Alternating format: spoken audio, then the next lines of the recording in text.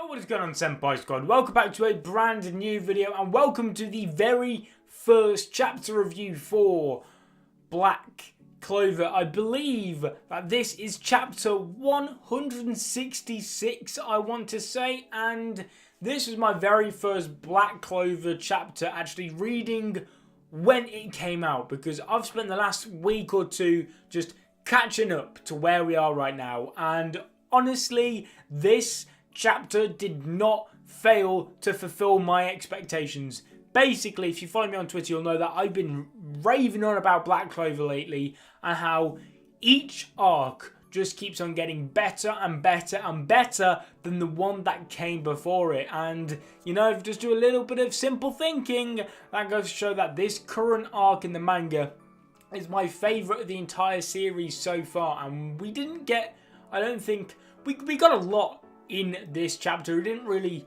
progress more in the actual fighting, and it did feel like a short chapter to me. I don't know if that's just because I've been reading it in bulk before now, and this is my first weekly chapter, so that kind of made me feel a type of way about it, but it did feel quite short to me. Maybe that's just me, but without further ado, let's actually jump into this chapter.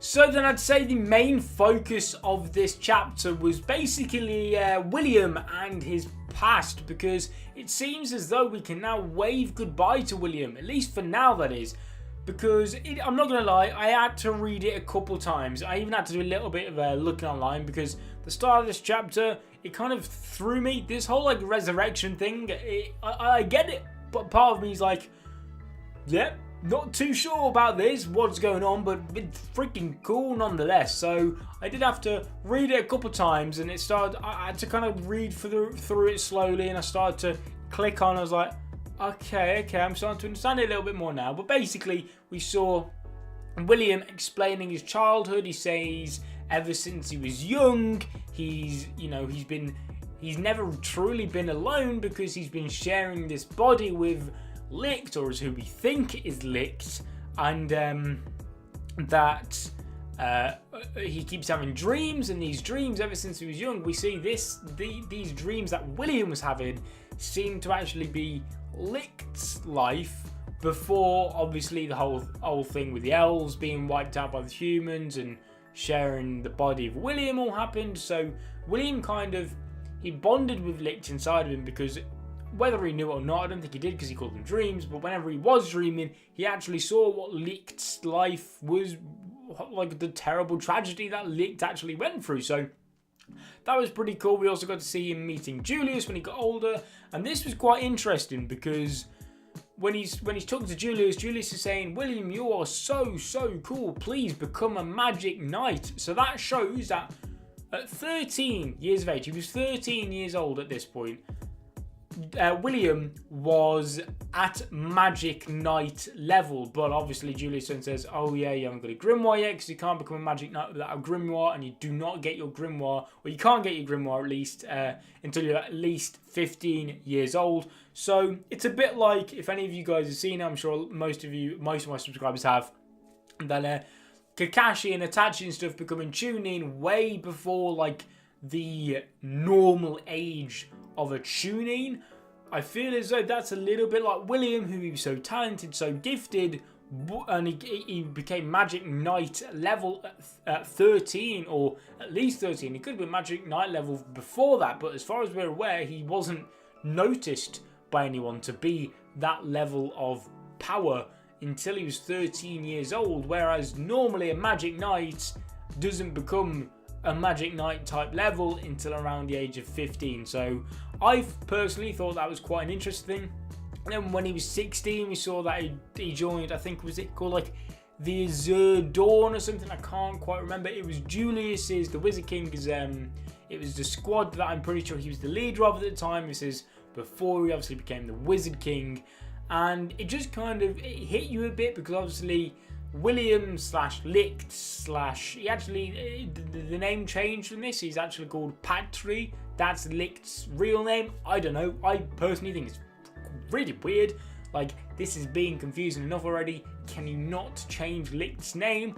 Thank you. But it was quite emotional seeing that Julius and William together, because we now know that William's the one that actually killed Julius, because I don't know, I want to say he's dead. Part of me wants him to be dead because Black Clover hasn't had many deaths. I feel as though Julius would be that perfect death because it's hard hitting, it's emotional, and it makes you feel like, oh, okay, these guys are not messing about. They've just killed the strongest Magic Knight there is right now. Anyway, once we see all of William's kind of like farewell message, we actually see him. Like I said, I'm pretty sure this is the last we've seen of William, at least for now, because it seems as though Licht or Patry, I'm gonna keep calling him Licht. I know I'm gonna keep calling him Licht, but his name's actually Patry, so I'm gonna have to get used to this. But basically, Patry now, it seems, has fully reincarnated and took over William's body, which is a shame because, I mean, I was never a massive William fan. From the very first time I saw him, when he took Yuno on to the Golden Dawn, I thought, something about this guy. There's something about this guy that's not quite right. Personally, I thought he was, you know, the bad guy. And I mean, technically he was the bad guy, but at the same time, it wasn't his fault because obviously Licht was actually the one inside of him doing all this. At least that's what I'm seeing from all this. Because we see William actually apologized to Julius. He's saying, listen, I'm sorry, Sir Julius. But at the same time, well, because he was saying sorry because he was attached to Julius, but he just killed him. But at the same time, he's attached to Patry because he knows that's what Patry wanted. So he was saying, I'm sorry, Julius, but congratulations, Patry. So William, this chapter made me side towards William a bit. It made me warm to him because I kind of feel a little bit sorry for him now. Before, I thought he was suspicious. I always thought he was going to be a bad guy. And yes, it turned out to be the case. But knowing the fact that he kind of, throughout his entire life, was just a puppet almost, it's a little bit sad. So I do kind of hope we see William again. But like I was saying, I do think Julius's death, I don't want him to come back. That's where I want to say. In fact, my prediction is I feel as though Yami will be the next Wizard King. That's my personal opinion.